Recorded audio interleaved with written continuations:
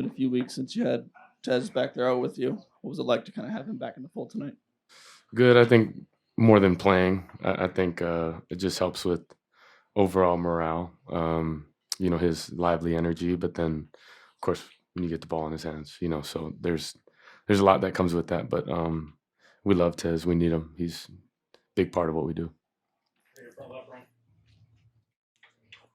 For someone spending their lone year in the program, how much did you feel the intensity of the rivalry and sort of this being a get back game for the program when they hadn't won against Washington these last couple of years? Yeah, was talked about, but just being right where our feet are and knowing that history don't help us one bit. You got to go prove it, and I felt like we did. But definitely aware of it. Know of it. Watched both those games actually. So um, it's good stuff. Very good. No, you're good. Coach just called this the team's most complete game of the season. I guess, do you agree with that? And what was working for the offense there through 3 quarters there? For sure. Always things you can clean up, but proud of our guys and the way we set the tone, set the pace. I know James was happy about that third quarter, and things that we've talked about. But also just running the football, man. You look at everyone contributing in that way, and then taking what they give us in the pass game and being aggressive when need to, and being smart when that presents itself. So I think more importantly, it's clean. Playing clean and efficient, and then executing at a high level. Coach called you guys the most connected team he thinks he's ever coached. Mm-hmm. Do you see that? And what are some ways that connection comes through in the locker room, on the practice field, and on the game day field? Yeah, a lot of ways. I think the competitive nature of our whole team, you see it in practice. I encourage everyone to come. James comes to practice all the time, but I encourage you to come to practice and just see the way we practice. But we take pride in it. That's older guys as well that, like myself, played 6 years. But the way we attack it and contribute, in our own way, I think that speaks to how we are connected as a team. A lot of guys who've played a bunch of football, know what it takes to win and have been on the good and bad sides of, a game in general. So I think that, and then you come to, our Thursday player-led meetings. I think you just see a lot of mature individuals in the way they speak, what they demand of the team, and how they set the tone. I go back to when Noah Whittington, spoke in front of us, this week on a Wednesday. You just see the passion, the love, a guy who's grinded, and there's so many other, guys on our team that do that. But I think it just, that moment, I think, speaks to a lot of where we are as a team. Dillon, can you appreciate just the difficulty of 12-0, and then can you maybe explain how this team was able to navigate the waters where this weekend again we saw how difficult it is to win in November? Yeah, winning's difficult. It's not easy, and to do it consistently and wake up every morning and not let it become a lackadaisical routine. It's demanding, but you just see a group of guys that, like I said, to speak to the connection. When one person may be down, the way we bring others up, and have to match that energy, and on our good days, how do we make it great? And that's the people around you, how they motivate you, how they push you, how they inspire you to wake up every morning and have your A game, And then you have a head man who brings his A game every freaking morning. Like, there's levels to it, and we all appreciate it. But I think the best part is we haven't really talked about it. We're just 1 week focused and so present. It's hard to do.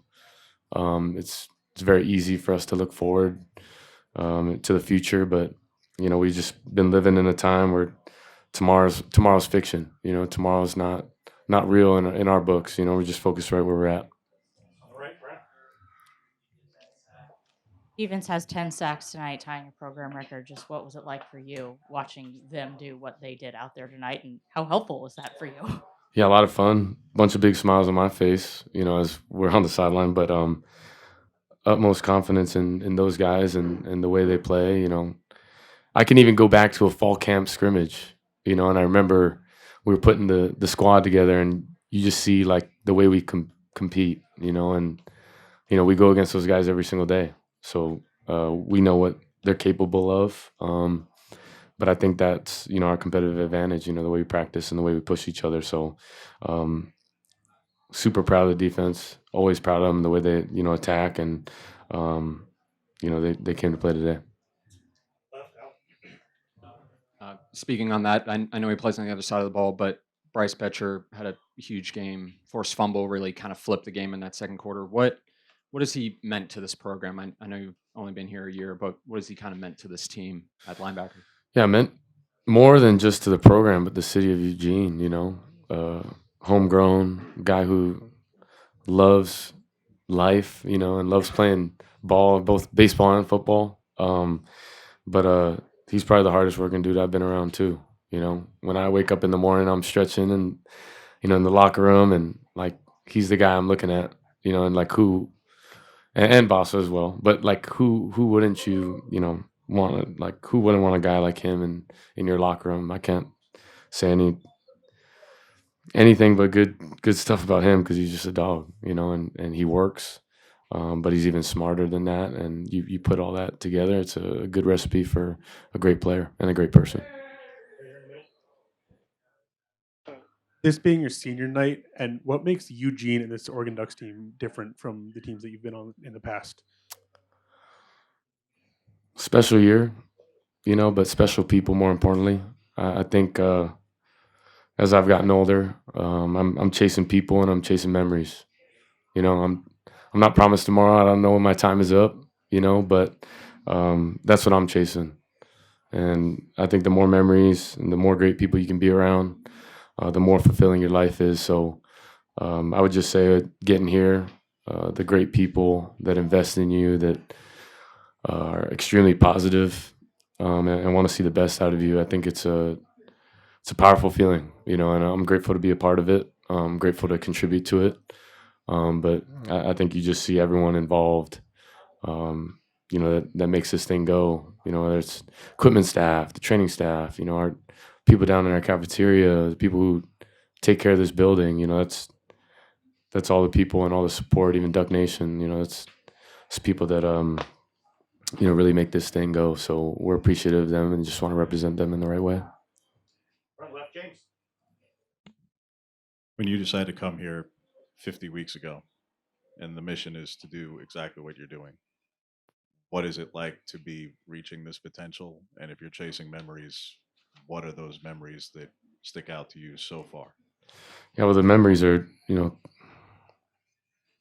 don't know the exact dates, but, further down the road. And, yeah, I think coming here, I think and you believe and have this, thought of what could be, but a lot of people think about what could be, and got to go make it happen. And I think that's probably been the most fulfilling part, is just the way we respond and the guys and how they work. And then, of course, they're not to sugarcoat it, the joys in the winning. Winning's fun.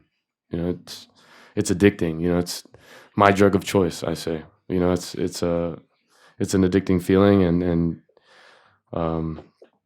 yeah, I think just being around this program, like I said, you believe it, but then when you actually do it, it's something special. So I think the rest will unfold as we just keep playing our butt off. Front left, Brian, two more. Then Zach will finish there. Mentioned in the player-led meeting, Noah speaking to you guys. What did he say that really struck you and that impact on you, like you were saying?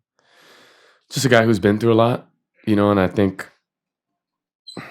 more than what he said, I think just his presence, and the way he was able to get everyone's attention, and his ability to just not let that day be wasted, and he set the tone that way. And I feel like it just set our day up for success, and so little, right? Like, just one speech for one day, but that's all you got, today. He made his impact on that day, and that was the most important day. So, a guy like him who's been through a lot, like I said, and has pushed through, and a guy who wasn't on the field during those times that those games were played. I think he just had a great way of presenting how he wanted to be out there for the boys. And he's a guy who's all about team. So I appreciate him.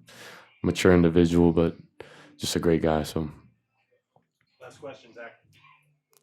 Dan has talked all year about peaking at the right time. I'll start by saying, do you think you are peaking at the right time? And if so, what goes into peaking at this time, not too early, not too late, and kind of finding that sweet spot?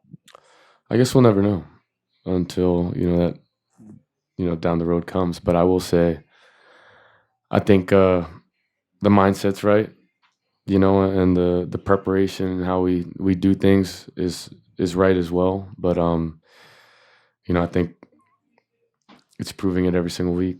That'll let me know and let us know if we're peaking at the right time. But that's what I love about this team. Just the way we practice, the way we are addicted to the process and the way we practice. It's not to not give you an answer, but that's where it comes from. It's not no secret. So like I said, I love these boys.